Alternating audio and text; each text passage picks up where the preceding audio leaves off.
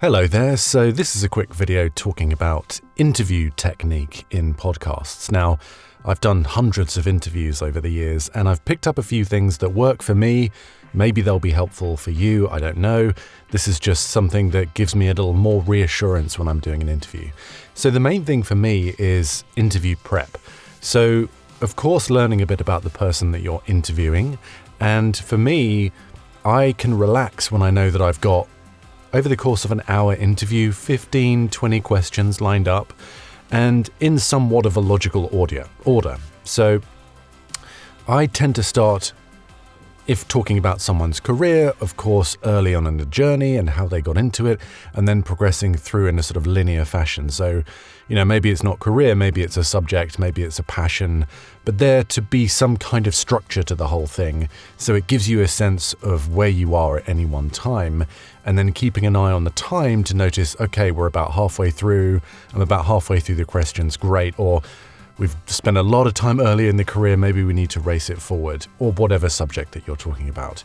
The other thing is that although you do that prep, is not doggedly sticking to it, listening to what the interviewee has to say and responding. So I always want to have the next question queued up in my brain so that I can relax, and then when they finished speaking, I automatically have something to go to. But I'm not sticking to that rigidly. If they cover a subject or go off on a tangent, I will really happily go with them because it's all about a conversation. It's going with the flow, but having that reassurance of knowing that there is a structure there. For me, that is very reassuring and allows me to just generally relax. And that's my third point, is to just relax as much as possible and to not put the pressure on that you have to really mold and control everything.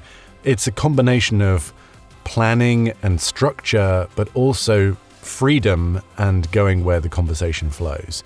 If you're trying to force a round peg in a square hole in a conversation, it's just going to feel unnatural and clunky, and maybe the guest will feel awkward. So really try and stay relaxed and comfortable as much as possible. I also have a notepad in my hand with a pen, which is a little difficult to do when you're on camera, but you can do it surreptitiously when they're speaking if you need to. But just in case I have any random thoughts that I want to retain in my head when they're saying something, I will just write down a quick word, just as a cue for me if I get to the next section and I wanted to come back to something later. So those are the few tips that I've picked up along the way that work for me. Prep, have a structure, don't doggedly stick to it, listen to what the guest's saying and what they're talking about, and be prepared to move and go with them on tangents and flow with the conversation naturally, and try and be relaxed and try and encourage a relaxed atmosphere for you and the guest, the interviewee as well. And that tends to elicit, pretty good interviews from my perspective. It allows me to be relaxed as much as possible and hopefully create a calm, relaxing environment to allow a conversation to flow naturally and for it to be pleasant to the listener. So I hope that's helpful, and thanks for watching.